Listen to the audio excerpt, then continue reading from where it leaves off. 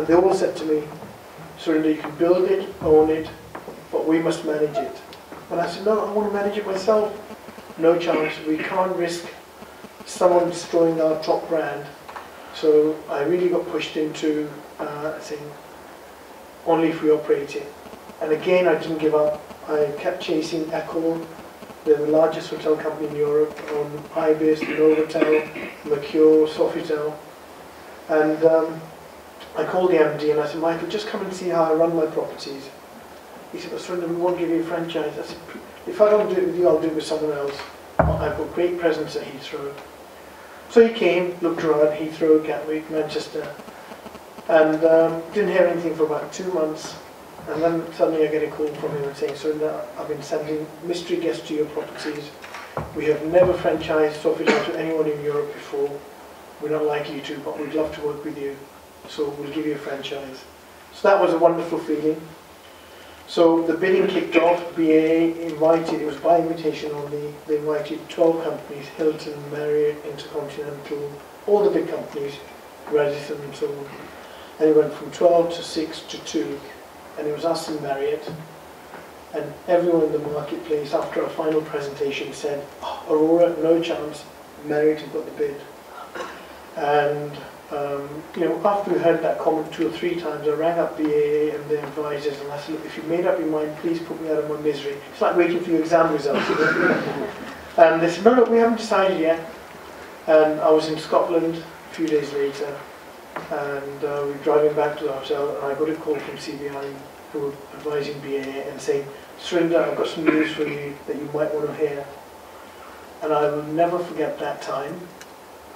And I must have driven around the roundabout about 6 or 7 times because I was so excited. We won the bid to build the only hotel at T5. We then went ahead and built the hotel, which not only has become a huge success, it was voted as the best airport hotel in the world 2 years running, best new business hotel in the world. So it's really been a great success.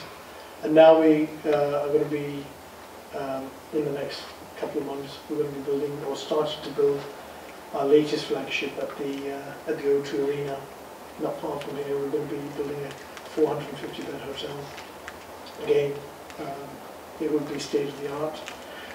And then we also last year got selected, although it's a couple of years away, against all the other big competitors to build a hotel at Royal Ascot, and that's in partnership with Crown Estate.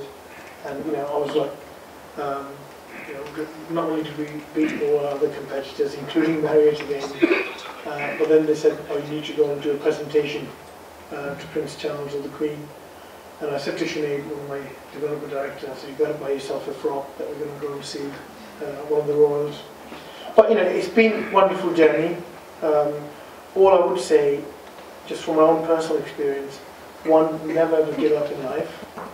If I can do it, each and every one of you in this room, you know, who've actually done much better in education, and that's something I try to teach and get my kids and say, in life, whatever you do, at least make sure you go down the university route, you go down some further education, because money can come and go, but it doesn't matter what part of the world you go to, that education no one can take away from you. Do respect the elders, you know, the good old Indian, the Asian way. I think respecting the elders, it costs nothing, which is what I say to my staff, you know, something I learned from my football refereeing days, not just the elders, but also staff, you know, treat each other as like family, and, you know, treat your guests like royalty. It can be, so, you know, life has, I think, you know, every one of us, each and every one of you in this room, can go out there and do it.